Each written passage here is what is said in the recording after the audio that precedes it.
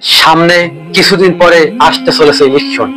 আপনি কি জানেন আপনি একটা ভোটের কারণে আপনি জাহান্নামী হয়ে যেতে পারেন? ভোটটা আপনার জন্য ফরজ করা হয়েছে এবং ভোটটা আপনিই দিবেন, আমিই দেব। এখন দেখুন, একটা ভোট তাও আপনাকে জাহান্নামে নিয়ে যেতে পারে। কে বলছিল? এটা আল্লাহ তাআলা রব্বুল আলামিনই বলেছে। একটা ভোটের কারণেও তুমি হয়তো জাহান্নামের ভিতরে জ্বলতে পারো। ভোটটা যে দেবেন, আর মাত্র 4 মাস বাকি আছে ইলেকশনে। ভোটটা ভাইবা চিন্তা দিয়ে আপনারা কি চান দুনিয়াটা, বাংলাদেশটা কোরআনের আইনে চলুক? যারা যারা কোরআনের আইনে চলুক তারা ভোটটা দেওয়ার আগে সিদ্ধান্ত করবেন যে আপনি কি একটা ভোটের কারণে জাহান্নামে যাবেন না জান্নাতে যাবেন।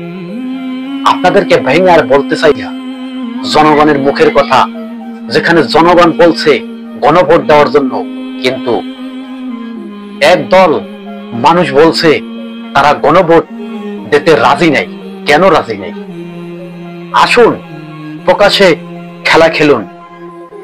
আওয়ামী লীগ যেভাবে পতন হয়েছে, আপনারা এমন কোনো কাজ করিয়েন না যে আপনাদেরকেও পতন হয়ে যাওয়া লাগে এবং আল্লাহর বিরুদ্ধে আপনারা চলে যাবেন। এরকমের কোনো কাজ করিয়েন না যাতে আল্লাহ তাআলা বেরাজি হয়ে যায়, আল্লাহ তাআলা রাগী হয়ে আপনাদের উপরে গজব নাজিল যাতে না করে।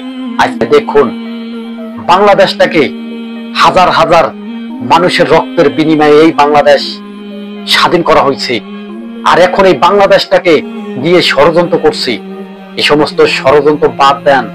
সামনের পরিস্থিতি খুবই খারাপ, চতুর্দিকে যুদ্ধ চলছে, মারামারি হানাহানি চলছে।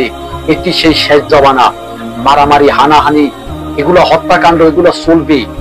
তবে এমন কোন শক্তিশালী নেতাকে ভোট দিয়েন না যেই নেতা আপনাকে আমাকে জাহান্নামে নেওয়ার কাজ করবে।